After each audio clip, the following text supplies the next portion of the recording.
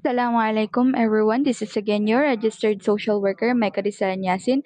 So, ang pag-uusapan naman natin for today is about Simon Freud. So, very sorry guys kasi masyadong na-busy lang sa life and also ang daming ganap sa buhay kaya super late na to. Pero but then again, I really hope na makatulong sa inyo yung topic natin about Simon Freud, psychosocial stages of development. So, without further ado, let's now proceed on the very first slide. So, learning objectives or ito yung malalearn natin after nyong marinig yung discussion ko for today, which is pinakaunang-una sa lahat is madidescribe nyo yung madidescribe nyo si Simon Freud kung ano nga ba yung theory niya na about psychosocial development. And also, may identify nyo din yung limang psychosexual stages na meron si Simon Freud.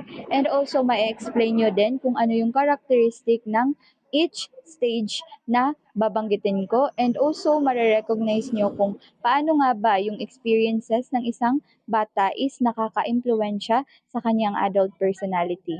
Last, may a-apply ang Freud's theory in understanding human behavior sa pag-understand daw natin ng human behavior and social work practice. So, next one is yung so sino nga ba si Simon Freud? So Simon Freud is an Austrian neurologist. So when we say neurologist, ang focus niya is more like sa brain, 'di ba?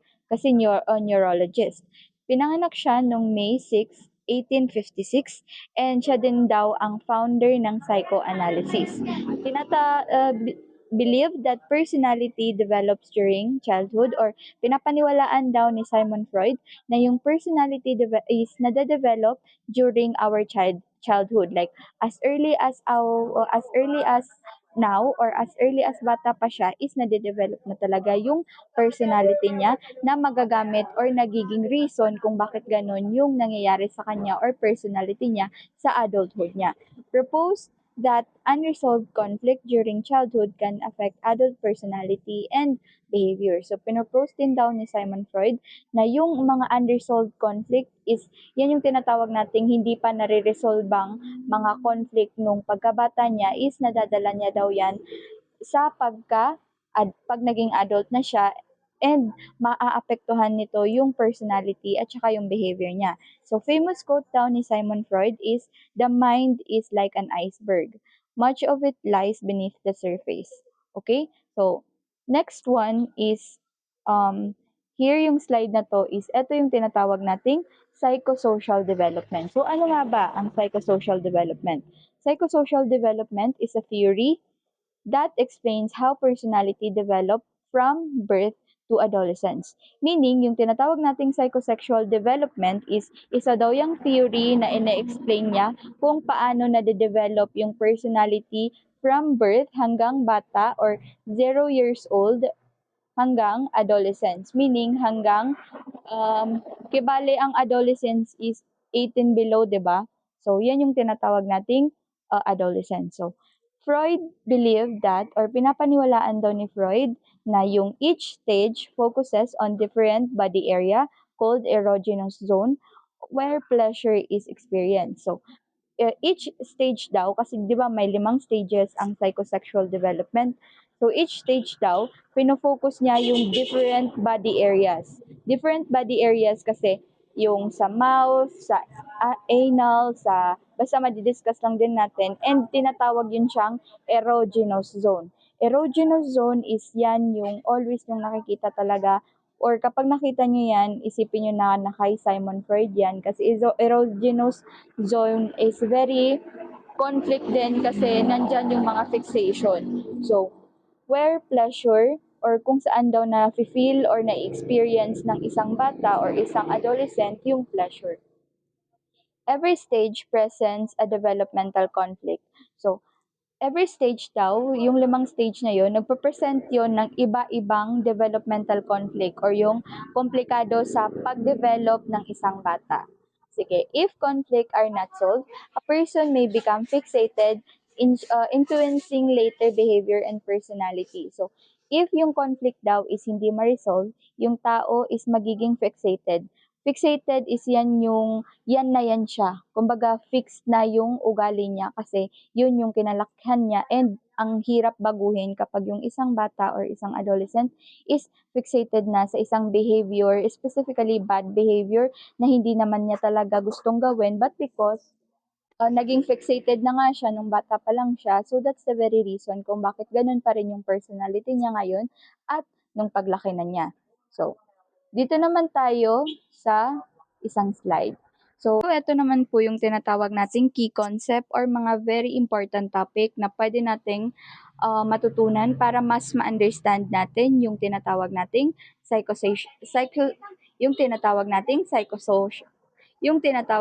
psychosexual development. So, pinakaunang-una po sa lahat, yan yung libido. So, ano ba yung tinatawag nating libido? Libido is yan daw yung psychological energy that drives behavior and development. Ito daw yung psychological energy. Meaning, psychological energy nasa mind natin yan. Kumbaga, nasa isip natin yan. And, dinadrive daw or siya yung nagiging reason kung bakit nagkakaroon tayo ng certain behavior at saka kung bakit nadidevelop din ito. So, libido sometimes, ano yan siya, nung college kami, very dirty-minded kami sa word na to. But then again, ang meaning lang naman ng libido is psychological energy. Kumbaga, energy yan ng kalamnan, tawag ng kalamnan, parang ganon. So, that's the very reason kung bakit sometimes dirty word siya. Pero kung iintindihin lang natin siya, psychological energy lang naman nasa utak natin, kalamnan, kumbaga na nagde-drive ng isang behavior at development ng isang tao. Dito naman tayo sa erogenous zone. Erogenous zone, sabi ko nga kanina, yan yung body area or yung mga body area that is the focus of pleasure during each stage. Kumbaga, yung mga body area na pinofocus kung saan daw natin nararanasan or saan natin na-experience yung pleasure ng each stage. So, number three naman, conflict. So, ano yung tinatawag nating conflict? Pag narinig niyo yung conflict, parang awayan or hindi, disequilibrium or hindi pagkakaintindihan, di ba yun yung conflict? So, yung conflict dito is the developmental challenge a child must successfully resolve. Yung conflict sa psychosexual stages is yan daw yung developmental challenge. Kumbaga, challenge daw yan sa isang bata na kailangan niyang ma-resolve para hindi siya maging fixated. Speaking of fixated, eto siya, fixation. So, ano ba yung tinatawag nating fixation? Fixation is when a person remains emotionally stuck in a stage because its conflict was not adequately solved. So, fixation daw is yan yung isang tao is mananatiling emotionally stuck. Kumbaga, hindi siya makakausad sa isang stage kasi or because it its conflict was not adequately resolved or yung conflict, yung challenge nararamdaman ng isang bata is hindi siya na-resolve hindi siya na-resolve kaya naging fixated siya or hindi siya makausad or hindi niya mabago-bago yung ugali niya or iba yung naging kalabasan ng behavior niya kasi nga nagkaroon siya ng fixation nung bata pa lang siya and nadala niya nung maging adult na siya or maging adolescent na siya. Okay? So, tandaan nyo lang yung mga key concept dyan para hindi kayo maging fixated or hindi kayo malito sa mga wordings na yan kasi nga somehow is may similarities din kasi yung apat na yan. So, dito naman tayo, the 5 psychosexual stages. Ito na yung punutulo ng ating topic. Number 1 is yan yung oral. Number 2, anal. Number 3, phallic. Number 3, latency. Number 5, genital. So, oral is yan yung birth to 1 years old or 0 to 1 oral stage. And ang main focus niya or erogenous zone niya is sa mouth or sa ating bibig. Then, anal naman is yan yung 1 to 3 years old.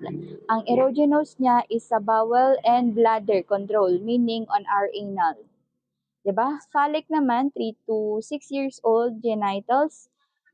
Alam nyo na yung genitals, I don't need to explain that. Latency is 6 to 12 years old.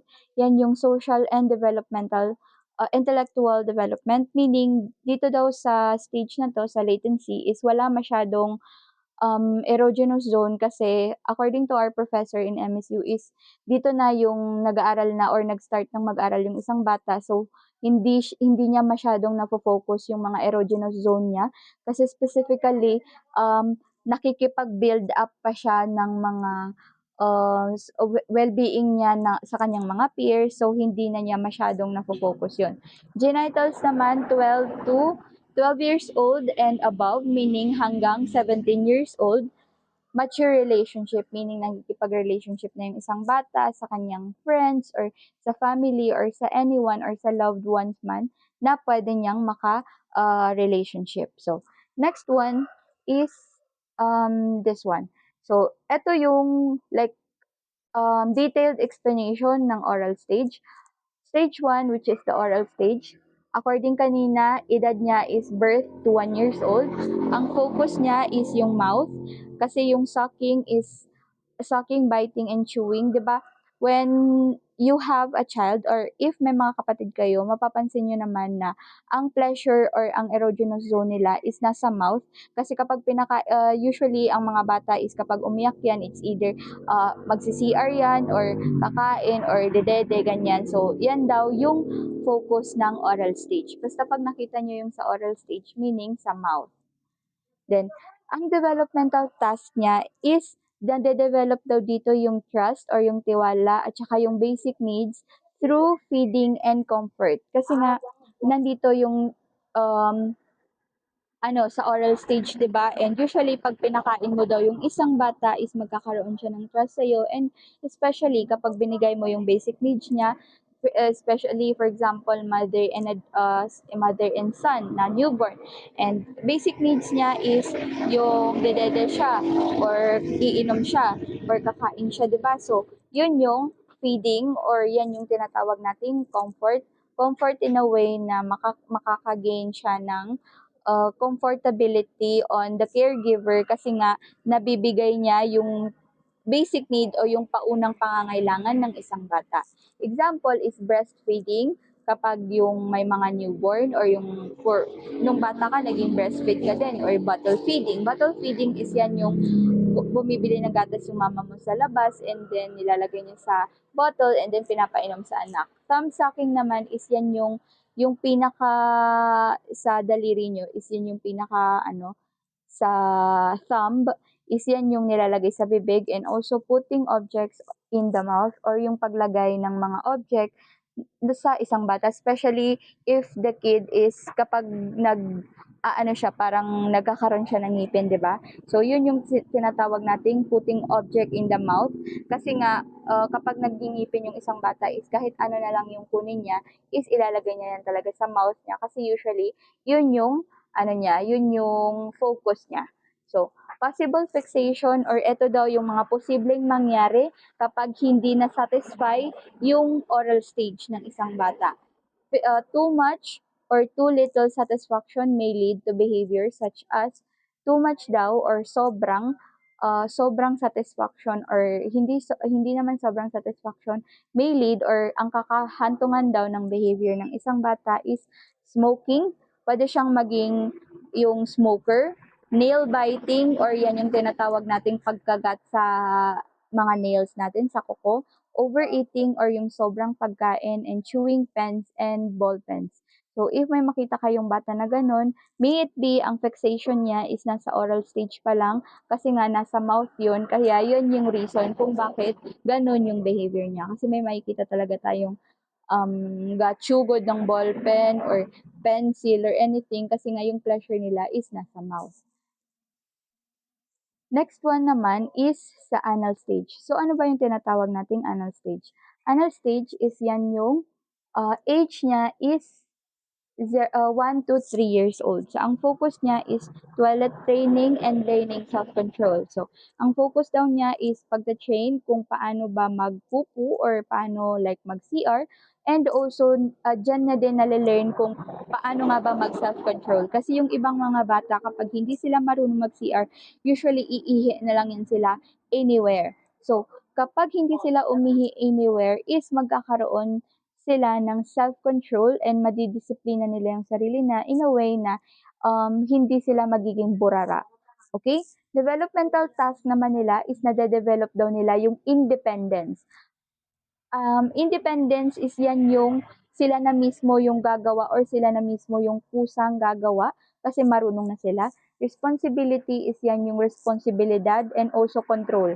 Kaya nga dito pa lang na banggit na natin yung about self-control. So, this is why dito din sa anal stage is very important yung tinatawag nating parenting matters. Parenting matters kasi sa anal stage, dito talaga natututunan ng isang bata yung pagiging independent niya, yung pagkakaroon niya ng responsibility, and also pag-control na din sa bladder niya. So, dun pa lang na way, matututunan niya yon. And then, it's very important na yung parents is throughout the stage is nandun pa din siya para mag-guide niya yung isang bata, hindi para pagalitan, kundi para matutunan din ng isang bata yung mga bagay na kailangan niyang matutunan sa stage na to. So, dito naman tayo sa baba. Supportive toilet training encourages confidence. So, kapag yung bata na yun is natuto siya mag-toilet training ng maayos or sinusuportahan siya ng parents niya, is magkakaroon siya ng encouragement na maging mas confident sa sarili niya. So, kapag naman super duper strict or overly lenient or pinapabayaan siya during the toilet training or anal stage, makaka-contribute yun sa later personality niya na pwede siyang maging burara, pwede siyang hindi siya maka-gain ng self-control or mas wala siyang kumbaga wala siyang independence and responsibility. So, next naman dito is eto din. Explanation din to siya ng anal stage which is possible fixation. So, ano ba daw yung mga posibleng maging fixation or posibleng maging kahantungan ng isang bata kapag hindi natin na analyze or hindi natin siya natulungan sa kanyang anal stage. Anal stage is yan din na tinatawag nating anal retentive traits. So, ano ba yung anal retentive traits? Lumalabas to sa board exam, so kailangan yung tandaan yung dalawang yan. Anal retentive traits is yan yung perfectionist daw yung isang bata, very organized and stubborn. Meaning, kapag ito is, to siya, kapag natutukan ng super strict, andito, basta ilagay nyo dyan, super strict. Kapag super strict yung parents nila dito is magiging perfectionist sila, perfectionistic, and very organized in a way na magkakaroon sila ng ano ba yung tinatawag nating OCD, yon, and also magiging stubborn sila. Kung nakapanood kayo ng Sheldon or yung Big Bang Theory, kasi it's one of my favorite movies kasi or series na American series, mapapansin nyo si Sheldon is very perfectionist, very organized, and very stubborn. Kasi nga, hindi naman strict yung kinalakihan niya, pero sometimes your environment really shape the way you behave. So, yun. Anal explosive naman is ito yung kapag pinabayaan mo yung isang bata. Kapag pinabayaan mo daw yung anal stage ng isang bata is ang tendency is magiging messy, kumbaga burara, careless, makalat or walang ingat, disorganized or hindi talaga naglilinis. Ano siya, parang etong anal retentive, bad siya in a way na maganda yung pagka-bad niya. Yung anal expulsive naman, bad siya in a way na very bad talaga. Kasi imaginein mo if messy or careless or disorganized yung isang bata, meaning burara na siya. So, yun daw yung mga reason. So, next one naman is yung tinatawag natin sa stage 3 or yung phallic stage. Phallic stage is yan yung age niya is 3 to 6 years old. Focus niya is awareness daw ng body differences and gender identity. Kumbaga, ang focus ng phallic stage is alam niya or aware siya sa iba't ibang body differences at saka gender identity or tinatawag nating pagkakaiba-ibahan natin or yung kung ano ba or sino ka ba. So, yun yung gender identity. Developmental task or ano nga ba ang developmental task ng phallic stage? Nade-develop daw dito yung healthy sense of identity or nade-develop dito kung paano daw makita ng bata yung sarili niya and nagiging nakaka-identify din ng same-sex a parent or caregiver. Kumbaga, na-identify din niya na, kumbaga, ano siya, nasa healthy siya na identity and also nakikita niya yon sa kanyang mga parents or sa kanyang caregiver. Freud proposed or pinropose daw ni Freud yung Oedipus complex. Yan yung parang fixated yung isang bata sa mama niya or parang nagsiselos yung isang bata sa father niya. So, parang pinapagkait niya sa father niya yung mama niya. Yun yung Oedipus complex. So, Electra complex naman is yan yung girls develop later by other theories and not originally emphasized by Freud. So, Electra complex naman is yung mga girls daw is later na nila na-develop and by other theories and grabe ang motor. Not originally emphasized by Freud o hindi naman talaga siya originally in-emphasize ni Freud. Pero ito yung kailangan nating tandaan sa Oedipus complex and also Electra complex. So today, these ideas are generally viewed as historically important but lack strong scientific support. So ngayon daw, yung mga idea na to, which is yung phallic, yung oral, yung anal, or sometimes eto, is ano daw yan, generally viewed as historically important. Kumbaga, historically important kasi nga galing siya kay Sigmund Freud, pero wala siyang masyadong strong evidence na nagsosuporta dito or wala masyadong nagpapatunay na tama or kumbaga totoo yung pinropose ni Freud. Sige, so dito naman po tayo sa baba. Ano ba yung tinatawag nating latency stage? Latency stage is yan yung tinatawag nating focus niya is social relationship or yung pakikipaghalubilo ng isang bata sa kanyang mga nakakasama, learning or yung pagla-learn niya, yung habits at saka sa school. So, di ba sabi ko sa inyo dito sa 6 to 12 years old, magsa-start na siya mag-aral. So, wala siya masyadong focus sa mga erogenous zone niya. Ang focus niya is pagla-learn kung paano makihalubilo, paano matuto, paano makakagain ng hobbies and paano or ano yung behavior niya sa school. So, ang mga characteristic dito is sexual interest become less prominent and energy is directed toward or yung sexual interest daw ng isang bata becomes less, meaning nalilesen. Nalilesen kasi nga, yung energy niya is nagiging, kumbaga, nadadirect or kumbaga yung energy niya is instead na mag-focus sa mga sexual interest is nare-redirect siya sa friendship or sa pakikipagkaibigan or pag-gain ng mga friends, sports or pakikipaglaro o pagkuha ng mga sports.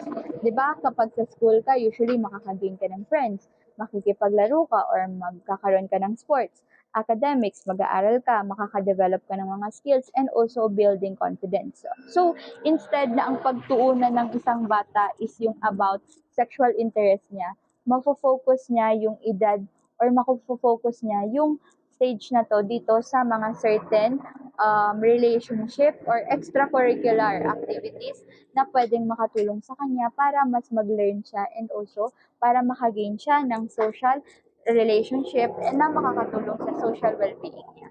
Okay? So this is a period of learning and social growth and usually no major fixation was emphasized. So ito yung sinasabi ko sa inyo na kapag tinanong sa board exam kung ano yung walang major fixation na na-emphasize, diretso na yan latency.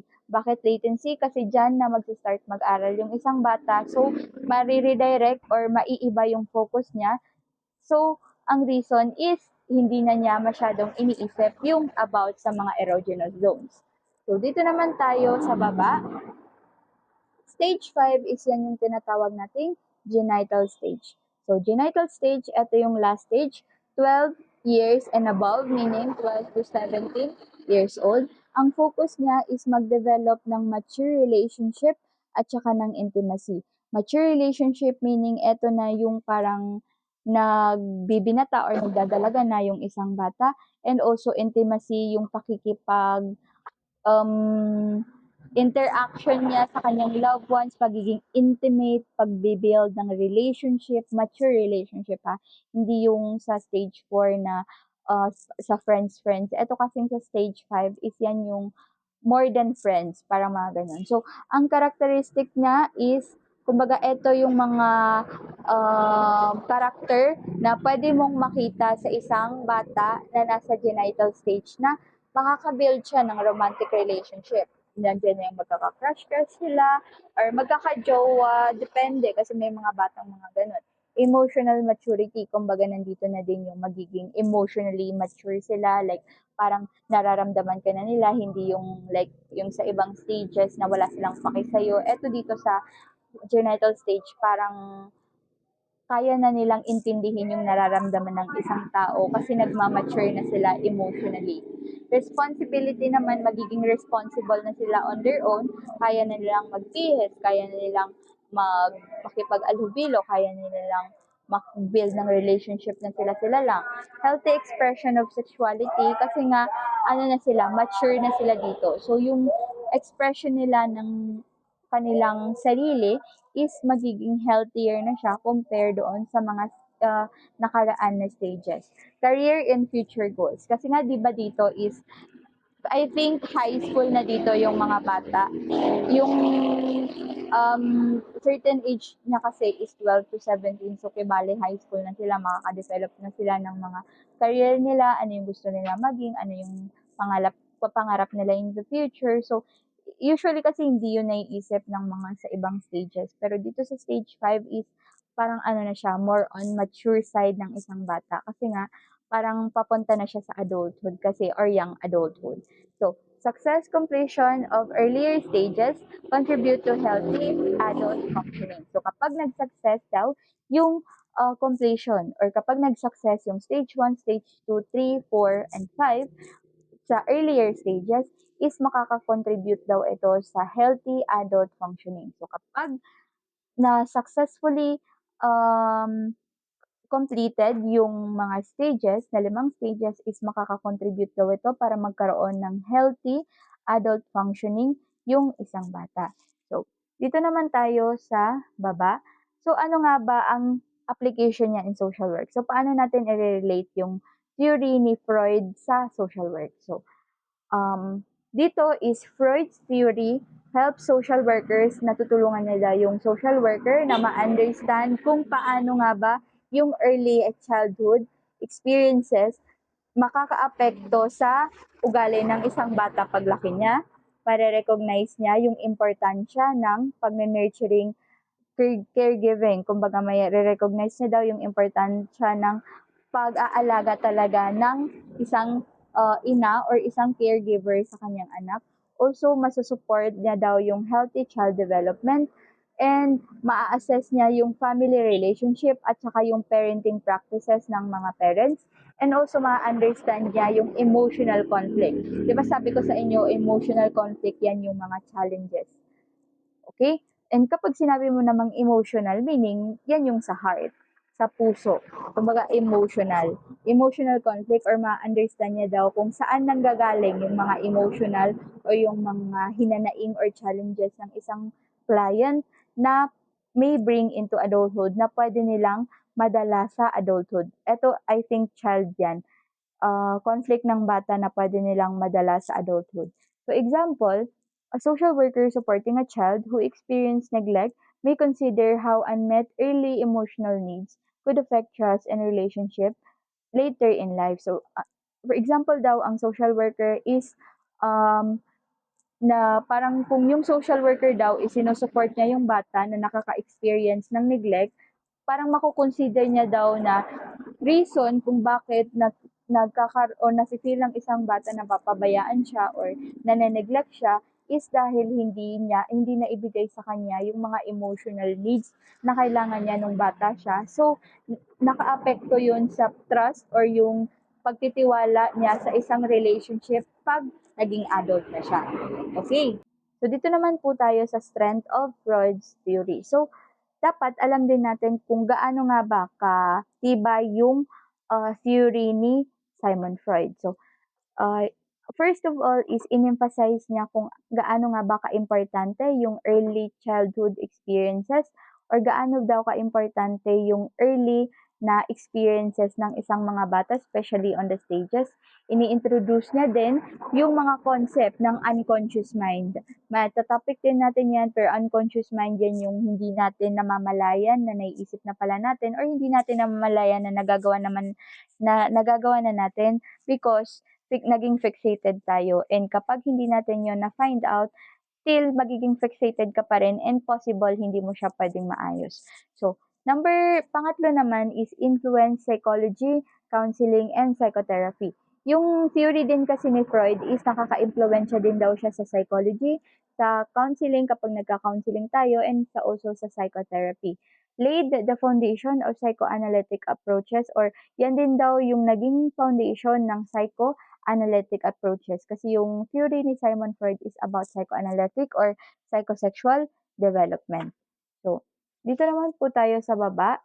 Dito naman, kung may strength or may pros, kailangan may cons din. So, ito yung limitation or limitation ng Freud's theory. So, sabi dito sa unang-una is many ideas are difficult to test scientifically. So, accordingly, sa mga critic, is maraming ideas or maraming sinabi si Freud na ang hirap patunayan scientifically.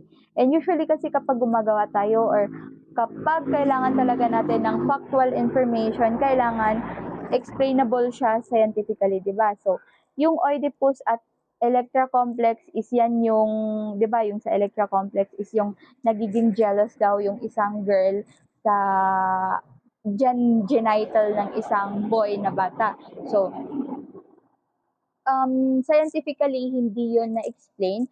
So, yan yung isang limitation kung bakit yung theory ni Freud is somehow may gap.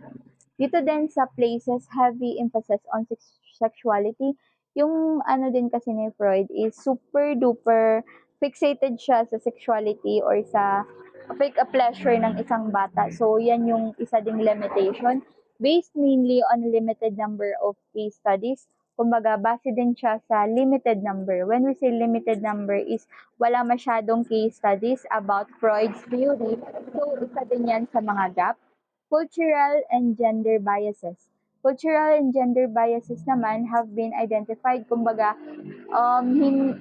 parang may nabangga si Freud about cultural topics and gender biases. Kasi for example, doon sa Electra and Oedipus something, diba? And sabi niya nga na yung sa Electra is nag-envy yung girl sa genitals ng isang boy. So, yun. So, may mga ibang culture din kasi na hindi nag-a-agree or nagdi-disagree sa theory ni Freud. So, yan yung reason niya kung bakit may limitation din doon. Modern development research does not support several Freud scientific claims, although his historical influence remains significant. So, maraming modern researchers daw is hindi nila sinusuportahan yung ibang kasi may sinusuportahan naman silang specific claims ni Freud, pero hindi talaga nila lahat sinusuportahan o yung claims niya, pero alam nila or nire-recognize nila na yung historical influence na nabigay ni Freud sa mga theories natin. Kasi most of the theories kasi na na-develop over time is galing yon kay Freud's theory or parang in-emphasize nila or binigyan nila ng explanation yung theory ni Freud. So, dito naman tayo sa key takeaways. Key takeaways naman is yan yung pinakaunang-una sa lahat. Personality begins developing in early childhood. So, kailangan yung tandaan na yung personality is nade-develop na yan siya early childhood. Like, 0 years old pa lang yung isang bata is nade-develop na daw niya yung personality niya or yung pag-uugali niya. Freud's proposed 5 psychosexual stages. So, si Freud, tandaan nyo na may 5 siyang psychosexual stages. Ano nga yun? Oral, anal, phallic, latency, and genitals. Then, ikatlo is each stage involves a developmental conflict. Kumbaga, each stages daw is may mga developmental conflict, na-discuss ko na yan kanina. Unresolved conflicts or mga hindi na-resolvang conflict is pwedeng makakontribute sa personality ng isang tao pag laki niya or pag naging adult na siya. And lastly, while some of Freud's ideas are debated today, his theory remains historically important and influential in psychology and social work. So, even though naman daw yung mga ideas ni Freud is napapagdebatehan pa din talaga these days, yung theory niya na ginawa, yung psychosexual theories is nananatili pa rin historically important or historically important kasi nga naka-impluensya siya sa psychology at sa social work. So, since tapos na natin yung discussion, I would like you to answer this 1 to 5. I-answer nyo lang kung anong stages ba to. Anal ba to, or oral, phallic, latency, or genitals. So, pinakaunang-una sa lahat, i-identify nyo daw yung psychosocial stages. Number 1, a 2 years old is learning toilet training, or yung 2 years old daw is natututo pa siyang mag-toilet training. Number 2, a 9 years old spend or yung 9 years old is spend daw niya yung mga araw niya studying and playing with friends. And then, a baby calms down by sucking a pacifier o yung baby daw is nagka-calm daw kapag nagpa-pacifier siya. 4 is a 17 years old begins developing healthy romantic relationship or yung 70 years old daw is nagsisimula na siyang makadevelop ng romantic relationship niya. And number 5, a child 5 years old become curious about body differences. Kumbaga yung 5 years old daw is naging curious siya sa kung ano nga ba yung kaibahan ng body ng isang bata sa isang kuan, bata din. So, yun. So, I really hope na may na-understand kayo sa topic natin for today, and thank you very much for waiting and thank you very much for listening. I will be uploading this on my TikTok and also on my YT. So please watch it there and also follow me here on my YT at my car SW and also my TikTok. So thank you so much. See you again on my next discussion. So yun lang. See you on the other side, future social workers. Bye-bye.